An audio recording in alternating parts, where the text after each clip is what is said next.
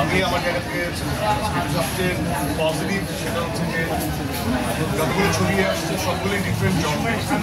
তো আমার কাছে মনে হয় যে তারা একটা ছবি এক্সপিরিয়েন্স করে আরেকটা ছবি দেখতে গিয়ে বড় ফিল করতে পারে। বাট হ্যাঁ, একটু দায়িত্ব ওদের জায়গা থেকে দায়িত্ব নিয়ে কাজ করে প্রায় দীর্ঘ সময় পরে আমার দাগি নিয়ে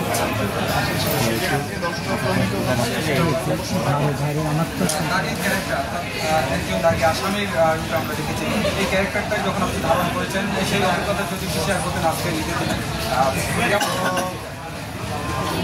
ক্যারেক্টার অ্যানালাইসিস করে একটা চরিত্রের মতো হয়ে ওঠা ভেরি লং এটা খুবই শর্টলি বলে ফেলাটা একটু বোকামি হবে, এত সহজে বা খুব ছোটো কথায় বলে ফেলতে পারবে। বাট এটা একটা জার্নি, একটা চরিত্রের একটা জার্নি যেটা শিয়াব ভাই তার লিখনের মাধ্যমে আনছে। যেভাবে স্ক্রিপ্টেড হয়েছে, যেভাবে স্ক্রিপ্টে তৈরি করা হয়েছে, আমার কাছে মনে হয় যে সেটার মধ্যে আমাদের সকলের মনোযোগ ছিল। আমার বাড়তি একটা মনোযোগ ছিল। আমি রিয়েল লাইফ ক্যারেক্টার থেকে চরিত্রগুলো পোর্ট্রেট করতে পছন্দ করি।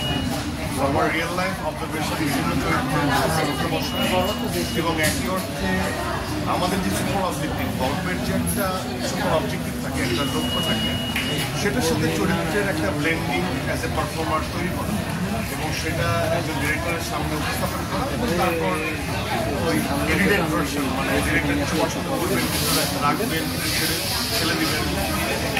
এইভাবেই আসলে চরিত্র হয়ে উঠেছে। ছোটো পর্দার অভিনেতা থেকে বড় পর্দায় সুরক্ষা জার্নিতে আসে, দাগি থেকে আরও জনপ্রিয়তা হয়ে গিয়েছে।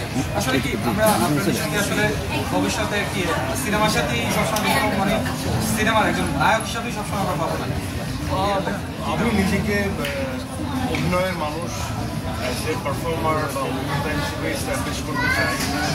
আমি যখন থেকে আমার জ্ঞানে মনে অভিনয় জিনিসটা ঢুকেছে তখন থেকেই আমার চেষ্টা যে গ্র্যাজুয়ালি আমি ভালো করবো, সেটা যে পর্দায় হোক না কেন।